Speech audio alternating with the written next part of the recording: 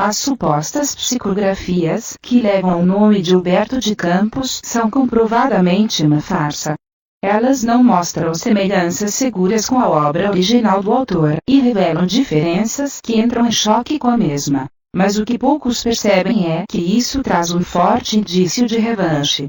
A tendenciosa usurpação do nome de Humberto de Campos, que a justiça não soube apreciar de maneira adequada no julgamento do processo contra Chico Xavier em 1944, pode significar coisas ainda mais estranhas que desmontam o mito do suposto médium, tão associado à imagem de bondade, perfeição moral e esperança.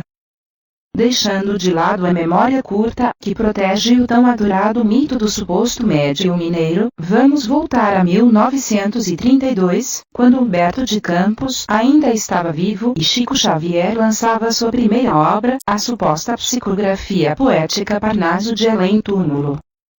Atribuída a vários espíritos, em maioria de conhecidos escritores e poetas brasileiros, Parnaso de Além-Túmulo apresenta irregularidades de estilo que, a princípio, não foram percebidas por Humberto, que parece ter feito uma ligeira leitura do livro para fazer sua resenha, em sua coluna no periódico fluminense Diário Carioca.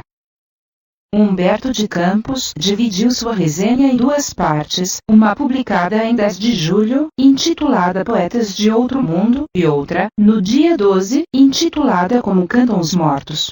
O cronista aparentemente reconhece semelhanças de estilo de poemas supostamente psicografados, embora em nenhum momento tenha afirmado que tal obra fosse autêntica. A alegação de veracidade é descrita pelo cronista como uma suposição. Segue um trecho do artigo Poetas do Outro Mundo. O primeiro pensamento que assalta o leitor, antes de examinar o merecimento literário da obra, é a ideia de que, nem no outro mundo, estará livre dos poetas. A poesia é uma predestinação de tal modo fatal, irremediável, que a vítima não se livra dessa maldição nem mesmo depois da morte. Quem fez sonetos ou redondilhas neste planeta, está condenado a fazê-las em todos os pontos do espaço e da eternidade a que o leve o dedo divino. E sem mudar de estilo. E sem variar de temas. E sem modificação de ritmos, de rimas ou de inspiração. Numa outra passagem, Humberto faz um comentário que o movimento espírita, de maneira bastante oportunista, descreve como um suposto atestado de veracidade mediúnica.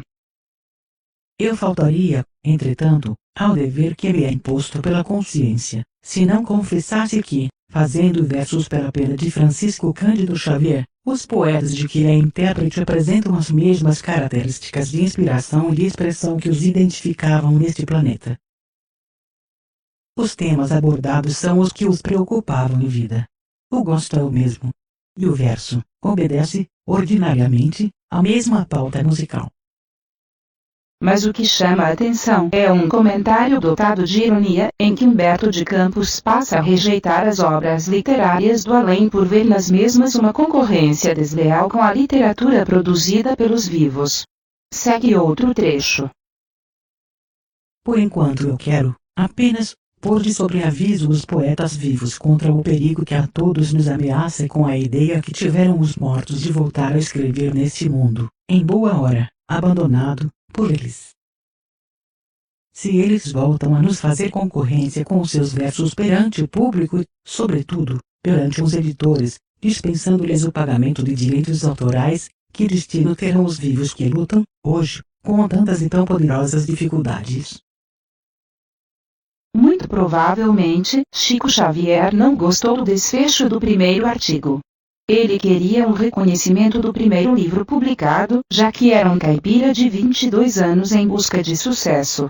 E de repente ele recebe de Humberto um aviso de que não deveria haver a publicação de obras atribuídas a autores mortos, e isso é como se dissesse que Parnaso de Além-Túmulo nunca deveria ter sido publicado. Chico deve ter se irritado com isso e as circunstâncias viriam lhe favorecer 2 anos depois.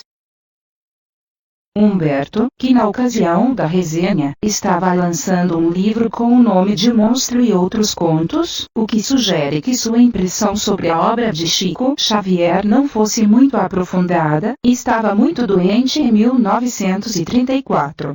Em 5 de dezembro, o escritor e membro da Academia Brasileira de Letras faleceu com apenas 48 anos, deixando incompleto um livro de memórias. Isso teria permitido, muito provavelmente, que Chico Xavier se aproveitasse da tragédia para se promover às custas do nome de Humberto de Campos. No ano de 1935, meses após a morte do autor, Chico Xavier divulgava um suposto sonho que teria tido com o escritor.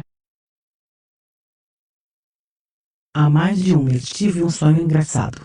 Sonhei que uma pessoa me apresentou Humberto de Campos, num lugar de céu muito azul e brilhante, e no chão havia uma espécie de vegetação que não me deixava ver a terra. Não vi casa alguma.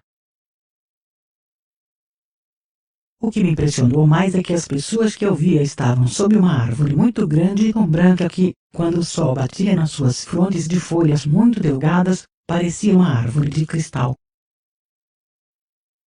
Ele veio então ao meu lado e me estendeu a mão com bondade, dizendo: "Você é o menino do Parnaso?"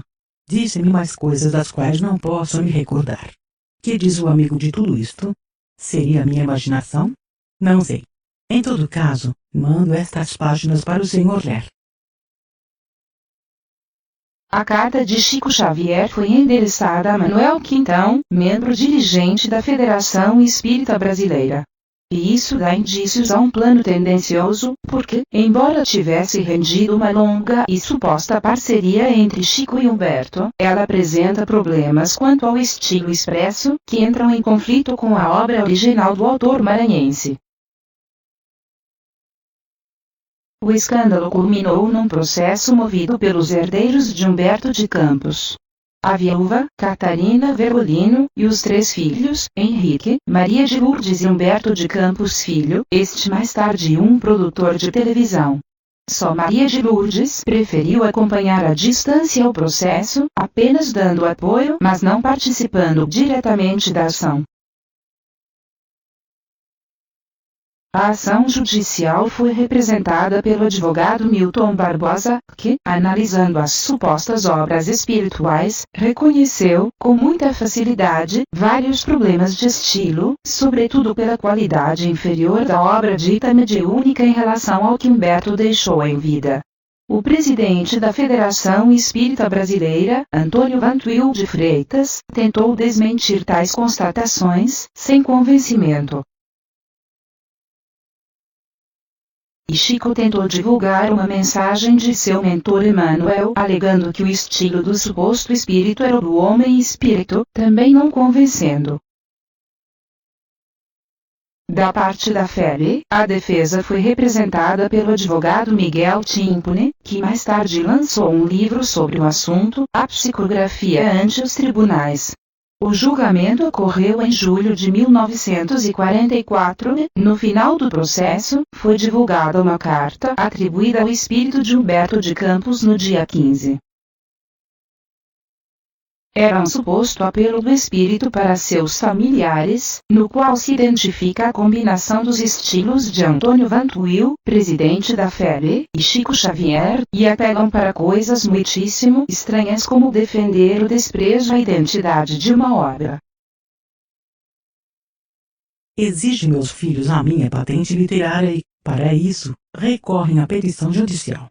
Não precisavam, todavia, movimentar o exército dos parágrafos e atormentar o cérebro dos juízes.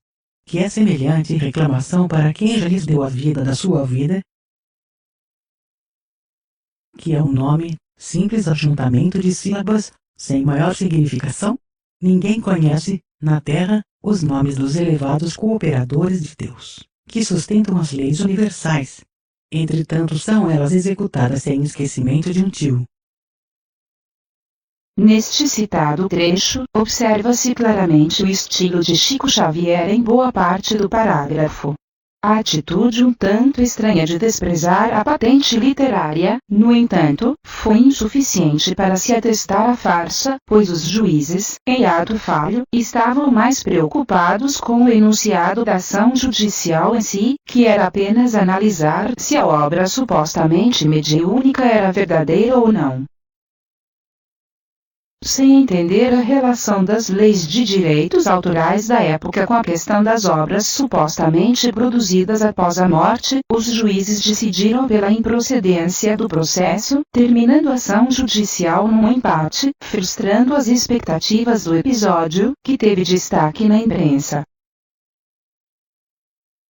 Mas foi como naqueles empates que valem pontuação, e o mito de Chico Xavier passou a crescer de maneira descontrolada a partir de 1944, continuando a usurpar o nome de Humberto de Campos, mas disfarçando o crédito pelo pseudônimo de Irmão X, paródia de um dos codinomes que o autor maranhense usou em vida, Conselheiro 20.